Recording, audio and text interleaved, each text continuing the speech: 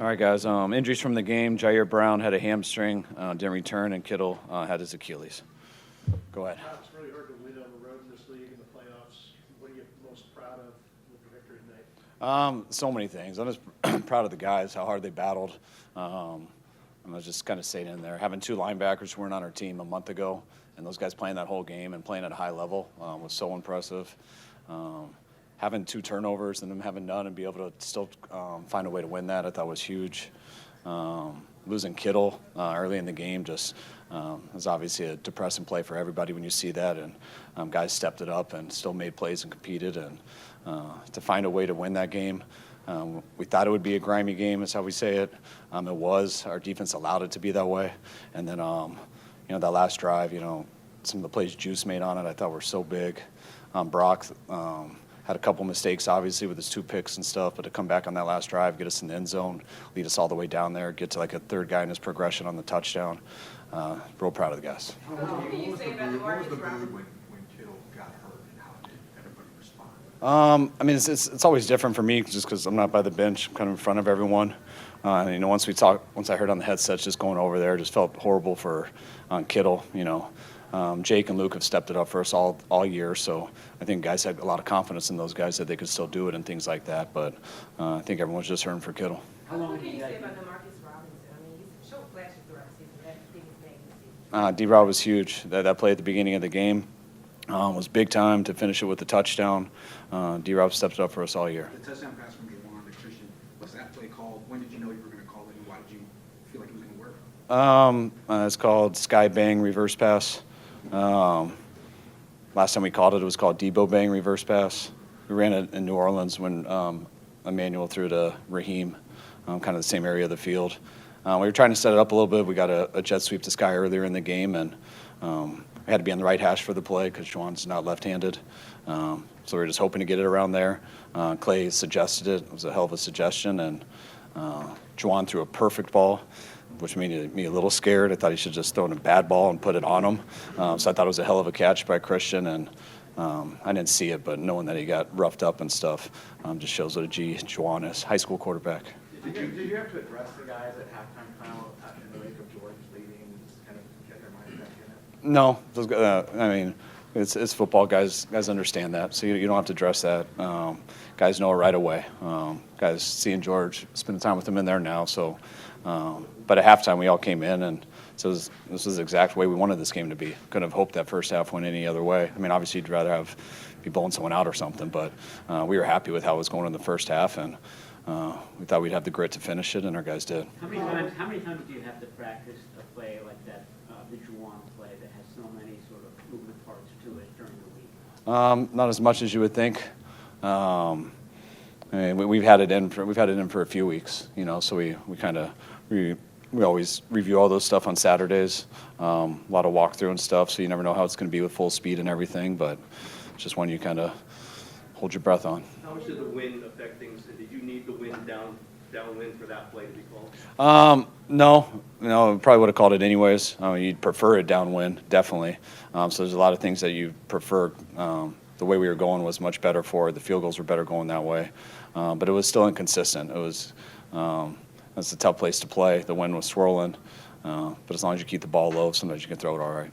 Christian talks a lot about the character of this team and how proud he is of the guys in the locker room. How would you characterize the character of this team? Christian probably could word it better than me, but that's what I mean by how proud I am of the guys. Like all year, like I kind of felt it in OTAs. I remember saying it after week 1, just how I thought we had a special group of guys, and wasn't sure exactly how good we would be, but I knew we had a chance to be with these guys, and they battled throughout the whole year. We've overcome a lot of stuff, and to be able to come down here and get a win in our first playoff game, it's all the credit to those guys. Kyle, when you said Kubiak suggesting that, is that when the play clock is going down, or like when does he make that suggestion? Right after the play before. Okay. Yeah. Do you have any? It's a wide receiver throwing in the wind, and quarterbacks are having trouble throwing in the wind. Does that enter your mind? Maybe? Lots of things in our minds, but you're more hoping that it'll work and it'll be open, and you're more hoping that if it doesn't work, to please remind JJ to throw it away. because JJ thinks he can make every play known to man. But that's what you're hoping. You're just hoping it works, and if you call it versus the wrong look, kind of like we did last week when we called one a flea flicker to George, and it wasn't there, and Brock just threw it to the flat to Christian. But you're just hoping something bad doesn't happen if it's not the right look. But we got the right look, and the guys pulled off a hell of a play. Kyle, when you see the cards, obviously the worst, is the fear that George did tear his Achilles, and then what's the extent of Jair's injury? I mean, Jair's hamstring, so, I mean, the fact he wasn't able to come back, I'm sure he got it pretty good. So I'm sure he'd be a long shot for next week, but we'll find out more on that tomorrow. And George, the trainers knew before the cart came out, so they got word to me on the headset. And, yeah, torn Achilles. Does Siegel come in for Brown because Tannock is doing the big nickel, that role? Yes, yeah. How do you feel Siegel did in the league? It looked like he did real well. I mean, I thought he made a couple of plays that I saw. Again, I don't get to see all of it, check it out on the plane, but Siegel really helped us early in this year. We switched some stuff up. Hadn't gotten to get in there for a while. He's done a hell of a job on special teams, and he's been waiting and he's been practicing, doing everything. Hasn't gotten discouraged, and his moment came in the playoff game, and he was ready for it. You mentioned the linebacker. What did you see from them? How did they kind of pull this off? I mean, really, how well they were prepared. Just anytime you put a Mike linebacker in there, and he's got to dictate the whole defense by getting the D line set up, the coverages and everything. I thought Eric was just as expected. I mean, I've gone against Eric so much in my life, and I remember saying at the beginning of the week on Wednesday, and to the whole team, I was like, guys, I don't really know Eric that well, but I've been going against him on the silent tape forever, and that's why I feel like I do know him. And from going against him, I promise you guys, this guy's gonna be ready. That was a vibe we've always had playing against him our whole career, and that's how he handled this whole week. And he looked kind of like what I've seen going against him my whole career. He looked like that tonight, just how he drops in the hooks. I think he's always a problem for quarterbacks. Looked like he knocked that ball down at the end. And then Garrett, too. Garrett was huge. I haven't gone against Garrett very much, but since he got here and played on our teams to start, he hopped in a linebacker last week. I don't think they just stepped up and got through the game. I think they played at a high level, so it was really cool. I know this wasn't about a few years ago, but does it strike you that this was the room a few years ago where you had to tell us about Brock's elbow being shattered, and you were very emotional, obviously, in that game. Did you feel the emotion in this one? Does it hit you? This is the same place where all that happened? It did the next time we came here.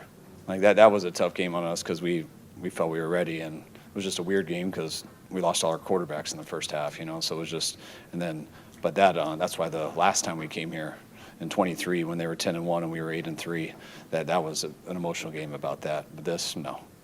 How important was Brock's mobility today to escape the rush? Important. It's always important. I mean, Brock, he when your rush isn't good or the play's not good, he always gives you some opportunities by extending stuff and being able to keep us out there. And he didn't get a lot of opportunities with his legs today, but when he did, he was effective.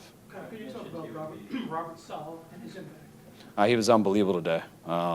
Just the plan that he put together, keeping it somewhat simple but still challenging. Having new guys in there, you got to somewhat keep it simple, but anytime you got a quarterback with a running element, all the RPOs they do, the wideouts that they have on the outside, the talent of their running back, their tight end, it was a huge challenge, and they did a hell of a job all day with it. How does it strike you that this might make it harder to retain Robert Saleh after the season? I don't know. I don't get why this game would matter. Saleh's that good anyway, so regardless of what happened today or what happens next week, I know it's a matter of time for Saleh as the head coach again. The So last game against the Seahawks was not very long ago. What are your first thoughts when you know you're going to play up there again? I'm glad we get another shot. They played us real well. Definitely beat us, but I know we can play better than that. So I'm glad we got another shot. How strongly would you prefer to play this on Sunday, not Saturday? Very strongly, but Strongly. yeah, I'm expecting it to be Saturday. So, but hopefully, if the NFL's cool and understanding, they'll make it Sunday. We saw Winters and Gifford working out pretty. Were either of those guys close, and where was Ricky in that mix? Ricky wasn't close enough to work out. Those guys were. But we knew it was going to be 50-50. I mean, they didn't seem like they were ready on Saturday. So, again, it's awesome when you get another day to do it, which gave them a chance. But they were too far away. I apologize. I asked you this on Friday. You didn't know at that point, but Fred Warner, what are the possibilities that you open his window this coming week? I don't, not very high. Trent mentioned you would be pushing the limits of kind of the time required for him to come back from that hamstring. When did you know that he was going to play today, and just how much of a feat was it that he was able to do that? I mean, he told me Sunday night there was no way he wouldn't be playing this week. So I knew how his mindset was. I knew how he attacked everything, but it was, you know, it was his first Trent. It was Trent's first hamstring injury, and it's very rare that you can play on a hamstring like that in this amount of time. So even though I knew he was adamant that he was going to do it, I wasn't sure if he was going to be able to figure out how to do it, and obviously he did. So we're a different team with Trent out there. Saturday night. What's that? Saturday night. you told me. Yeah, Saturday night. Purdy, 2 picks, but then he gathered himself in that final drive. How much, you obviously have a lot of confidence in him, but how impressed are you that he could kind of wash that away and just move on to the next drive? So impressed because there were 2 mistakes he'd love to take back. But to play like he did on that last drive, especially after 2 throws like that, he was unbelievable. I mean, he kept letting it rip. The guy was not scared to fail at all, which you can't be to make some of those plays. And they weren't easy plays either. It wasn't like it was always number 1 or anything like that. He was going through some progressions with a really good pass rush. And I thought the touchdown to Juice there at the end was probably the most impressive.